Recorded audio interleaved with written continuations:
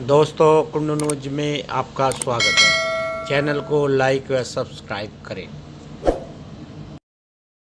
देखें और आत्मचिंतन करें कि भारत की न्याय प्रणाली कहां पहुंच गई है। भारत में टोटल 5 करोड़ केसेस तो वो हैं जो district court, high court, supreme court में है। इसका मतलब 5 करोड़ परिवार न्याय की आशा में बैठा हुआ है। ऑन एन एवरेज एक परिवार में 6 आदमी रख लीजिए, तो यानी 30 करोड़ लोग न्याय की आस लगाए बैठे हुए हैं। 30 करोड़ का मतलब एक अमेरिका, 30 करोड़ का मतलब 15 ऑस्ट्रेलिया, 30 करोड़ का मतलब 7 कनाडा, 30 करोड़ का मतलब 1.5 ब्राजील। इतने लोग भारत में न्याय की आस में बैठे हुए हैं। और ये 5 करोड़ केस तो वो है जो district court, high court, supreme court में है। इसके पैरेलल हमारे देश में एक और जुडिशियल सिस्टम है, उसको कहते हैं तहसीलदार, एसडीएम, एडीएम, डीएम, कमिश्नर, जहां पे चकबंदी के मुकदमे चलते हैं। वो इस 5 करोड़ में काउंटेड नहीं है। जो तहसीलदार के यहां मुकदमा होता है, एसडीएम के यहां मुकदमा होता है, एडीएम के यहां होता है, डीएम के यहां होता है, चकबंदी अधिकारी जिसको सीओ कहते हैं, डीडीसी कहते हैं, एसओसी कहते हैं, वो इसके पैरेलल में है। और 5 करोड़ मुकदमे वहां पे भी चल रहे हैं। इसका मैं लाइव एग्जांपल देना चाहूंगा भारत की ब्लैक जस्टिस सिस्टम का। 1985 में जौनपुर में एक 10 बीघे जमीन का मुकदमा शुरू हुआ था। अभी वो सबसे नीचे पायदान पे है, जिसको कहते हैं चकबंदी अधिकारी। 1985 में मुकदमा शुरू हुआ, 2023 आ गया, लगभग 37 साल बीत चुके। 37 साल में यह नहीं तय हो पाया कि असली विल कौन सी है। 2 लोगों ने क्लेम किया, वो कह रहे हैं मुझे विल मिली है, वो कह रहे हैं मुझे विल मिली है। 37 साल में यह नहीं डिसाइड हो पाया असली विल किसकी है। अगर मान लीजिए आज डिसाइड हो जाए तो सीओ के बाद एसओसी, एसओसी के बाद डीडीसी, डीडीसी के बाद हाई कोर्ट, हाई कोर्ट के बाद सुप्रीम कोर्ट, यानी अभी 35 साल और लगेगा, 70 साल लगेगा। सेकंड जनरेशन मुकदमा लड़ रही है, ऑलरेडी सेकंड जनरेशन मुकदमा लड़ रही है। और इसी स्पीड से काम हुआ तो मुझे लगता है थर्ड जनरेशन आके मुकदमा तब जाके सुप्रीम कोर्ट पहुंचेगा। दूसरा एग्जाम्पल, एक ग्लेरिंग एग्जाम्पल आपको देता हूं।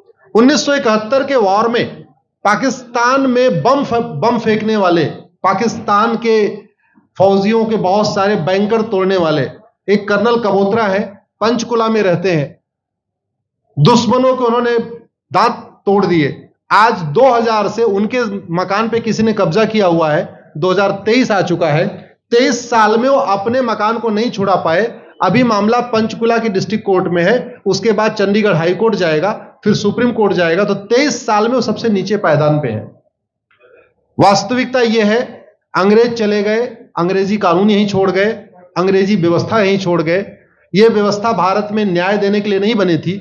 यह जो न्यायिक जुडिशियल सिस्टम था भारत में जो बनाया गया, वो केवल और केवल भारत को लूटने बांटने के लिए बनाया गया था। चूंकि कानून वही चल रहा है, जुडिशियल सिस्टम वही चल रहा है, इवन हमारा ड्रेस भी वही चल रहा है। अंग्रेज काले कपड़े पहनते थे, हम भी काले कपड़े पहनते हैं। अंग्रेज जून के महीने में उनको गर्मी लगती थी तो 1 महीने छुट्टी करके इंग्लैंड चले जाते थे। आज भी हमारा हाई कोर्ट, सुप्रीम कोर्ट पूरे मई जून बंद रहता है। अंग्रेजों को क्रिसमस के टाइम में दिसंबर में छुट्टी मनाना जाना होता था, 1 महीने छुट्टी कर चले जाते थे। आज भी हमारी हाई कोर्ट, सुप्रीम कोर्ट दिसंबर में, क्रिसमस के टाइम में 15 दिन 20 दिन बंद हो जाती है। तो सोच वही है, किताबें वही है, व्यवस्था वही है, कानून वही है। तो स्वाभाविक सी बात है, जस्टिस होगा कहां से? जस्टिस कैसे होगा? हम 2023 में 1860 का इंडियन पिनल कोड लेके घूम रहे, 1861 का पुलिस एक्ट लेके घूम रहे, गवाहों के बयान 1872 के कानून से हो रहे। हमने सब कुछ वर्ल्ड क्लास कर लिया, लेकिन अपने जस्टिस सिस्टम को कंपेयर करने की कोशिश ही नहीं किया। जितने में एक एयरपोर्ट बनता है, एक एयरपोर्ट बनाने में 25,000 करोड़ की लागत आती है। अगर हमारी सरकारों ने एक एयरपोर्ट की कीमत जुडिशियल सिस्टम पे खर्च कर दिया होता तो हमारी न्यायिक व्यवस्था अच्छी हो गई होती। आज घटिया, चूंकि अकाउंटेबिलिटी नहीं है, जुडिशियल सिस्टम में कोई अकाउंटेबिलिटी नहीं है। किसी के साथ न्याय हो जाए, अन्याय हो जाए, कोई फर्क नहीं पड़ता। निर्दोष को जेल हो जाए, जज की कोई अकाउंटेबिलिटी नहीं। दोषी को बेल हो जाए, जज की कोई अकाउंटेबिलिटी नहीं। लाखों लाख लोग जेल में सड़ रहे हैं, लाखों धोखेबाज भ्रष्टाचारी बाहर घूम रहे हैं। मूल कारण है ब्लैक जस्टिस सिस्टम। आपने बहुत अच्छा, आपने इस पे वेब सीरीज बनाया है। और इस देश में world class airport, world class highway, world class shopping mall, सब कुछ वर्ल्ड क्लास बना लिया। इनफैक्ट अपना मोबाइल का डेटा सुरक्षित रखने के लिए हमारे सांसद, विधायक, जज आईफोन भी यूज करते हैं। अमेरिका का आईफोन यूज करते हैं हमारा डेटा सुरक्षित हो जाए। लेकिन भारत सुरक्षित हो जाए उसके लिए यह नहीं देखते कि जापान में कौन सा कानून है, अमेरिका में कौन सा कानून है, सिंगापुर में क्या अच्छा चल रहा है। कनाडा में रेंट का मामला एक डेट में खत्म होता है। सिंगापुर में अभी कुछ दिन पहले एक व्यक्ति के पास 900 ग्राम गांजा पाया गया, उसको फांसी हुई है। दोबारा वहां ड्रग स्मगलिंग होगी क्या? तो भारत में चाहे वो ड्रग स्मगलिंग है, माफिया राज है, ह्यूमन ट्रैफिकिंग है, इन सब के लिए हमारा जस्टिस सिस्टम जिम्मेदार है। कोई भी अपराध होता है उसमें दो पक्ष होता है, एक पीड़ित, एक अपराध करने वाला। जो पीड़ित होता है वो चाहता है जल्दी उसको न्याय मिल जाए, अपराध करने वाला चाहता है मुकदमा लंबा चले। भारत का न्यायिक सिस्टम अपराध करने वाले के साथ खड़ा है। बलात्कारी चाहता है उसका मुकदमा 30 साल चले और मुकदमा 30 साल चलता है।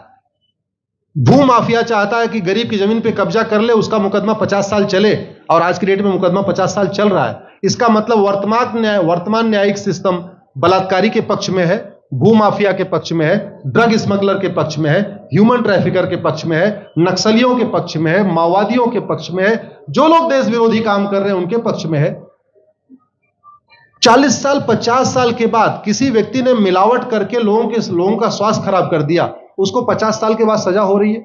इस बीच उसने कम से कम पता नहीं कितने लोगों का और भी कर दिया। तो ये जो जस्टिस सिस्टम होता है दवा की तरीके काम करता है।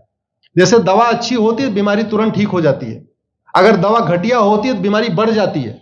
दवा खाने के बाद शरीर एज इट इज नहीं रहता, या तो बीमारी ठीक होती है या तो बीमारी बढ़ती है। अगर कोई आदमी एक गांव में किसी के साथ कुछ गलत कर दे, उसको 6 महीने के अंदर सजा हो जाए, साल भर के अंदर हो जाए, दूसरा अपराध वहां नहीं होगा। लेकिन अगर उस व्यक्ति को पनिशमेंट नहीं मिला तो स्वाभाविक सी बात है उसने उसको और मोटिवेट कर दिया। कहते नहीं ऐसे बुखार है, तुरंत 2 गोली खाइए बुखार ठीक हो गया, लेकिन अगर आपने दवा नहीं खाई या गलत दवा खा लिया तो टाइफाइड होगा या निमोनिया होगा। दुर्भाग्यवश ये हमारा जस्टिस सिस्टम यही कर रहा है। आज की डेट में जितनी समस्याएं हैं, चाहे वो घूसखोरी है, जमाखोरी है, मिलावटखोरी है, कालाबाजारी है, नशा तस्करी है, मानव तस्करी है, सोना तस्करी है, ड्रग स्मगलिंग है, या नक्सलवाद है, या माओवाद है, या कट्टरवाद है, जो भी समस्याएं हैं, उसका एक बहुत बड़ा कारण यह है कि हमारा जस्टिस सिस्टम उसको टैकल नहीं कर पा रहा है, उसको पकड़ नहीं पा रहा है। और इसीलिए भारत में अराजकता है। मैं तो इतने जानता हूं, ऐसी कोई बीमारी नहीं जिसकी कोई दवाई नहीं, ऐसी कोई समस्या नहीं जिसका कोई समाधान नहीं। हम हर चीज के लिए बाहर से चीजें खरीदते हैं, तो हम ये क्यों नहीं देख रहे हैं कि आखिर चाइना का जस्टिस सिस्टम कैसा है, सिंगापुर का कैसा है, कनाडा का कैसा है, फ्रांस का कैसा है और अमेरिका का कैसा है। हम क्यों नहीं बेस्ट प्रैक्टिसेस उनकी अडॉप्ट कर लेते। दुनिया के कई देशों ने नार्को पॉलीग्राफ ब्रेन मैपिंग कानून बना दिया। मेरी बहन दीपिका नारायण बैठी हुई है, ये लगातार फॉल्स केसेस के खिलाफ, इनको मैं देखता रहता हूं, एक्टिव रहती है। एक कानून बन जाए नार्को पॉलीग्राफ ब्रेन मैपिंग और कंप्लेन पे अंडरटेकिंग ले लिया जाए कि जो कुछ मैं शिकायत कर रहा हूं इसके लिए मैं अपना नार्को पॉलीग्राफ ब्रेन मैपिंग कराने के लिए तैयार हूं, हजारों की संख्या में फेक केसेस खुद ही खत्म हो जाएंगे।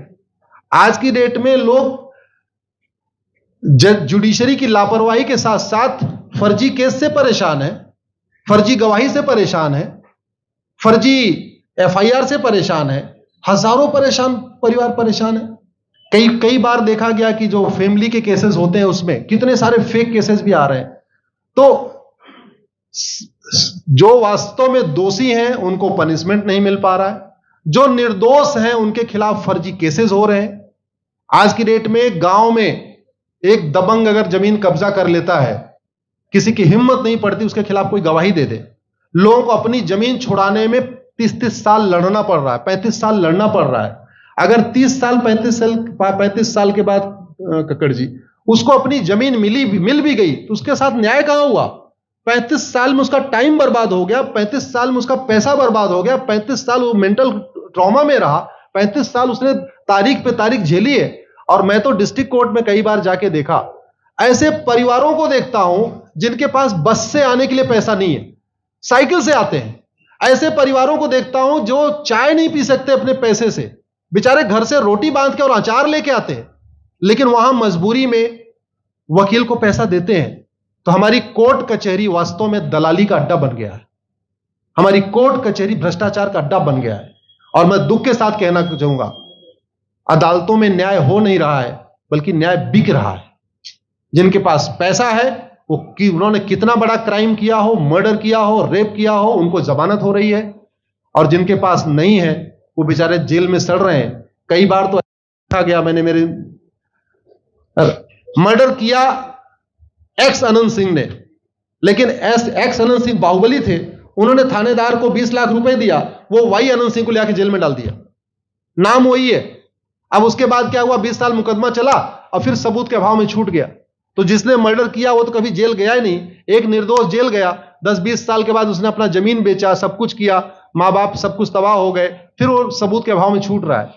तो सबूत के अभाव में अगर 20 साल के बाद छूट भी गया हो, उसका 20 साल कौन लौटाएगा? उसके 20 साल के लिए कौन जिम्मेदार है? उसके 20 साल जो बर्बाद हुआ, उसके लिए संविधान की शपथ लेने वाले जिम्मेदार हैं। संविधान के प्रियम्बल में लिखा है, हम आपको जस्टिस देंगे, हम आपको न्याय देंगे। न्याय देने की जिम्मेदारी किसकी? जिन्होंने शपथ लिया।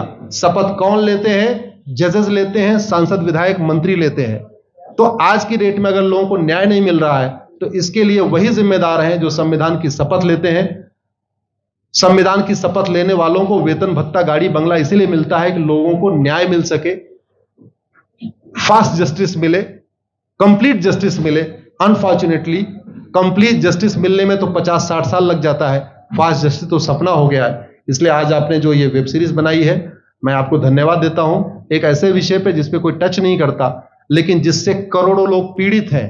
मैंने कहा ना, 5 करोड़ लोग सीधे district court, high court, supreme court के केसेस से पीड़ित हैं, और 5 करोड़ मुकदमे एसओसी, डीडीसी, तहसीलदार के यहां चल रहा है।